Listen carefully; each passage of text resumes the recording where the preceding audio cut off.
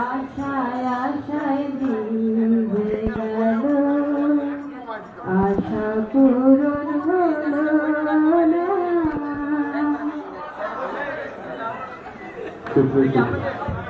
মনে পড়ে কি সেই দিনটির কথা, যেদিন আপনিও ভাবতেন আর বলতেন কবির ভাষায়, যদি কথা বলতে পারতাম তার সাথে, তার সাথে যদি কথা রাখতো তার সাথে, আমার সাথে, কিন্তু কেউ কথা রাখেনি। তেমনি একটি আবৃত্তি নিয়ে আসছেন নাহিদা সুলতানা।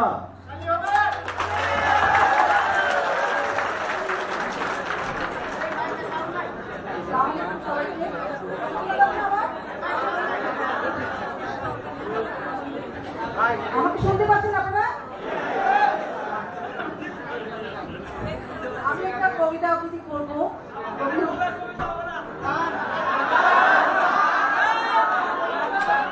আপনি কবিতাটা শুনেন, যদি ভালো না লাগে তাহলে আমি গান করবো।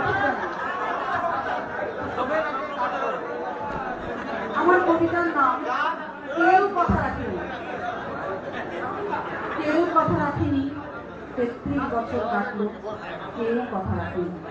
ছেলেবেলায় এক গোষ্ঠী তার আগমনী গান হঠাৎ থামিয়ে বলেছিল, শুক্লা দ্বাদশীর দিন এসে অন্তরালকে শুনিয়ে যাব। তারপর কত ভোগ অন্তভোগ অমাবস্যা চলে গেল, কিন্তু সেই দুষ্টমি আর এলো না। ২৫ বছর প্রতীক্ষায় আছে। মামা বাড়ির মাঝেই নাদের আলী বলেছিল, বড় বউ দাদা ঠাকুর, তোমাকে আমি ৩ প্রহরীর বিয়ে দেখাতে নিয়ে যাব, যেখানে পদ্ম ফুলের মাথায় সাপ আর ভ্রমর খেলা করে। নাদের আলী, আমি আর কত বড় হব? আমার মাথায় এই ঘরের ছাদ ধরে আকাশ স্পর্শ করলে তারপর তুমি আমার ৩ প্রহরীর বিয়ে দেখাতে নিয়ে যাবে। একটাও রয়্যাল ঘড়ি কিনতে পারিনি কখনো। রাজু কাজে দেখিয়ে দেখিয়ে উঠেছে লস্কর বাড়ির ছেলেরা। ভিতরীদের মতো চৌধুরীদের গেটে দাঁড়িয়ে দেখেছি ভেতরেরাও উৎসব। অবিরল রঙের ধারার মধ্যে সুবর্ণ কঙ্কন পরা ফর্সা রমণীরা কত রকম আমাকে এসেছে। আমার দিকে ফিরেও তাকায়নি। বাবা আমার কাজ ছুঁয়ে বলেছিল, দেখিস একদিন আমরা। বাবা এখন অন্ধ, আমাদের দেখা হয়নি কিছু। সেই রয়্যাল ঘড়ি, সেই লাঠি লজেন্স, সেই রাস উৎসব কেউ আমাকে ফিরিয়ে দেবে না।